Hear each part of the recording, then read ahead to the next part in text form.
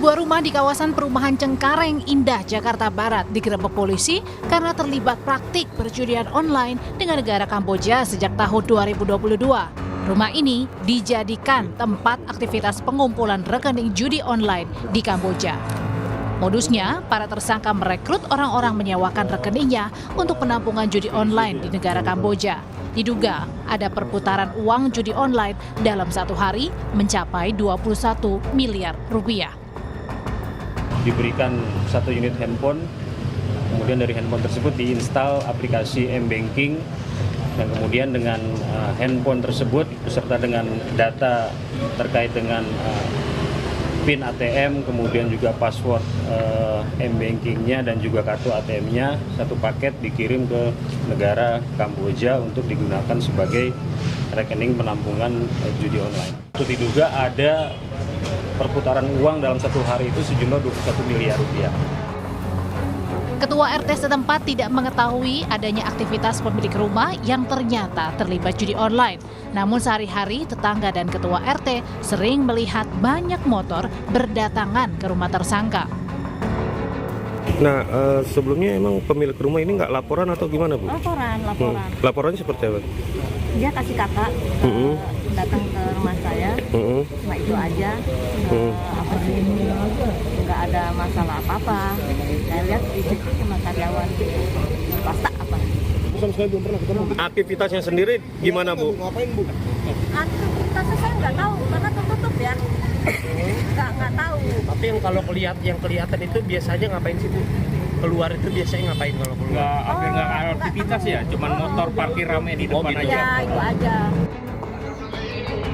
Tak hanya di Jakarta, di Deli Serdang dan Aceh, warung internet yang biasa dipakai remaja dan anak-anak bermain game daring ternyata juga jadi sasaran sindikat judi online untuk menjalankan operasinya. Polisi menyebut para operator warnet diduga menyewakan akun judi online ke pengunjung warnet. Tim Liputan Kompas TV.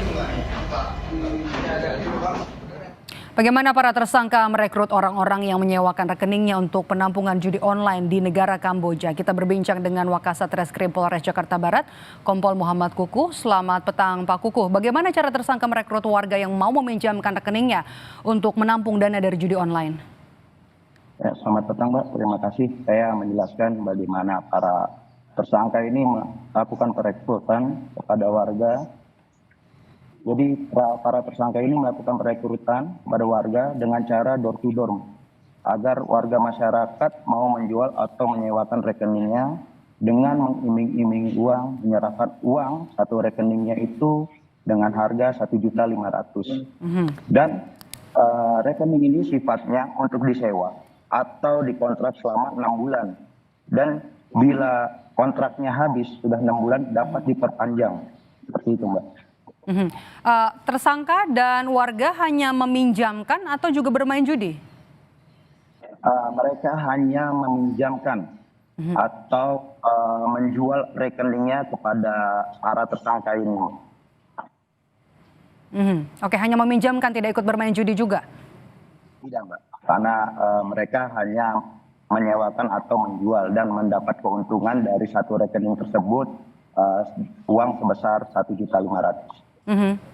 Satu hari transaksinya berapa banyak, Pak Wakasat? Oh, dalam satu hari itu berdasarkan dari keterangan salah satu tersangka, Mbak, dalam satu rekening itu perputaran uang yang ada di dalam rekening tersebut adalah sebesar 5 juta rupiah. Bila diasumsikan dari 4.324 rekening, apabila itu semua aktif, maka perputaran uang sekitar 21 miliar per hari. 21 miliar per hari? Ya, seperti itu. Bagaimana cara kerja bisnisnya? Nah, cara kerja bisnisnya itu dari para tersangka ini mengumpulkan rekening-rekening yang ada, yang rekening-rekening para yang direkrut ini, lalu dimasukkan ke dalam HP untuk diaktifkan M-Bankingnya. Lalu setelah itu rekening tersebut beserta HP-nya itu dikirim ke Kamboja. Begitu, oke. Sudah berapa lama sindikat ini bekerja? sindikat ini sudah bekerja dari hasil interogasi sudah 2 tahun, dari tahun 2022 sampai tahun 2024.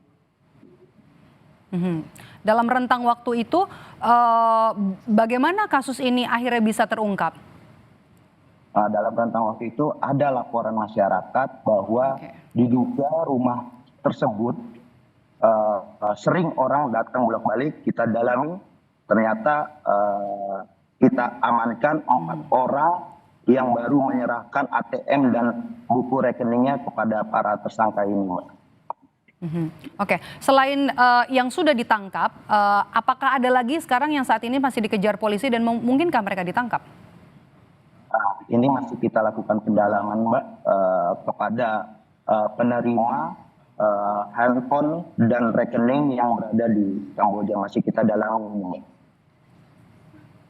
Oke, orang yang meminjamkan rekening untuk judi online ini bisa kena pidana juga, Pak Kuku? Ya, bagi orang yang memiliki rekening dan memperjualbelikan rekening untuk kejahatan dapat dikenakan pidana sesuai pasal 80 Undang-Undang Nomor 3 Tahun 2011 tentang transfer dana, Mbak, dengan ancaman 4 tahun penjara dan denda sebesar 4 miliar. Oke. Kalau dilihat jaringan Kamboja ini hanya ada di Cengkareng atau ada di daerah lain juga? Atau jaringan Cengkareng justru ada jaringan lain yang lebih besar lagi? Ya, untuk sementara kita masih melakukan penyelidikan terkait jaringan ini berada di mana saja, dan sementara masih kita dalami.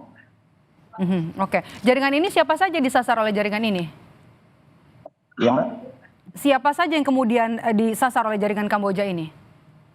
Ya, masyarakat yang membutuhkan biaya, Mbak. Jadi dia merekrut masyarakat untuk diambil rekeningnya dengan dijanjikan uang, Mbak. Masyarakat yang rentan membutuhkan biaya, Mbak. Oke, baik. Artinya ini masih ada kemungkinan pengembangan dari kasus ini begitu ya. Baik, terima kasih sudah bergabung bersama kami Wakasat Reskrim Polres Jakarta Barat, Kompol Muhammad Kuku sudah bergabung bersama kami di Kompas Petang.